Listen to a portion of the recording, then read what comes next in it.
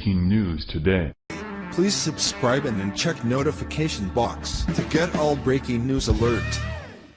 After unconstitutional gun confiscation goes into effect, look what's happening in Mississippi. While the wacky liberal states of Oregon and California continue to trample on the U.S. Constitution and make every possible effort to take guns away from their citizens, the southern state of Mississippi is doing quite the opposite. Yes, the state of Mississippi has done the unthinkable in the liberal playbook, and instead of trying to take guns and ammo away from its citizens, they are actually celebrating guns and ammo by giving a full tax-free weekend on all purchases.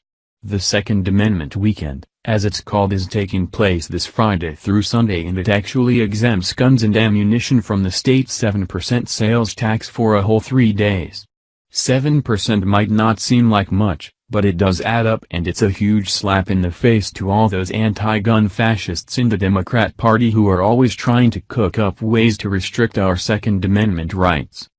This is the second year this tax holiday has taken place, and it was named for the constitutional right to bear arms. The exemption was signed into law by Republican Governor Phil Bryant in 2014. What a contrast this is to what the state of Oregon did. Freedom Daily reports.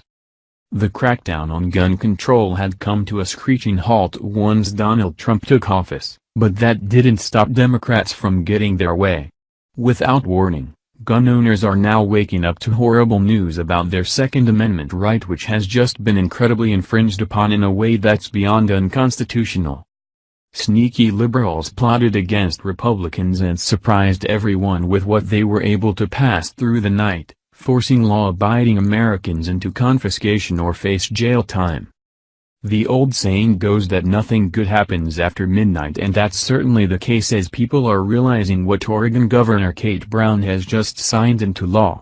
The tyrannical governor has just officially made weapons confiscation a reality for those who legally and rightfully purchased their weapons.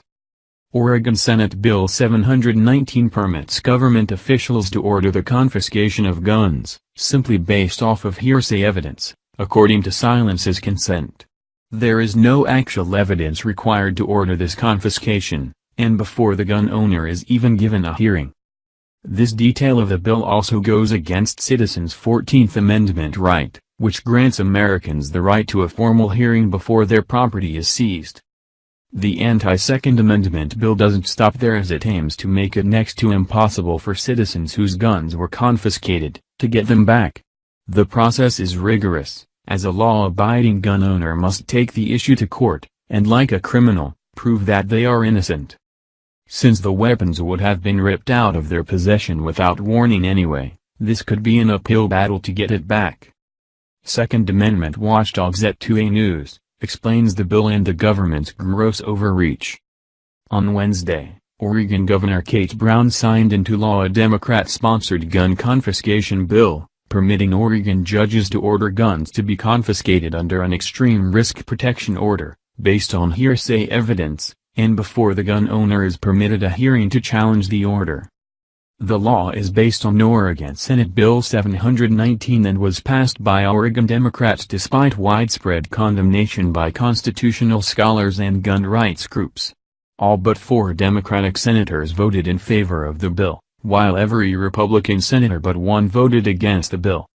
The sole token Republican voting for the bill, Senator Brian Bockwist, R. Dallas, Oregon, claimed the law would reduce veteran suicides, and it was under that noble-sounding purpose that Democrat legislators steamrolled the bill through the legislative process. Paul Phillips, president of Oregon Gun Owners, noted the hypocrisy and the underlying purpose of the bill. The bill, he says, will do little to prevent suicides. What it will actually do, under the guise of suicide prevention, is deprive Oregon gun owners of their legal rights under the Second Amendment. Gun confiscations, he says, will be based on hearsay evidence alone, and the firearm owner is not, even, privy to a fair trial. This comes less than 2 months after California enforced forfeiture on their law-abiding gun owners. Having started on July 1, 2017, Californians were forced once again to give up more of their Second Amendment right to the state thanks to the state's liberal leadership employing the use of fear-mongering to get their way once again. Citizens were asked to turn in their gun magazines that hold 10 rounds or more. They are asked to forfeit all of their magazines that hold over 10 rounds, to local law enforcement, an authorized gun dealer who might purchase them from the person, or they can ship them to someone in a state that don't share similar laws. While the people of California are being forced to give up magazines that they spent their hard-earned money on and once legally purchased, the state is also not offering any compensation to those who comply with the law.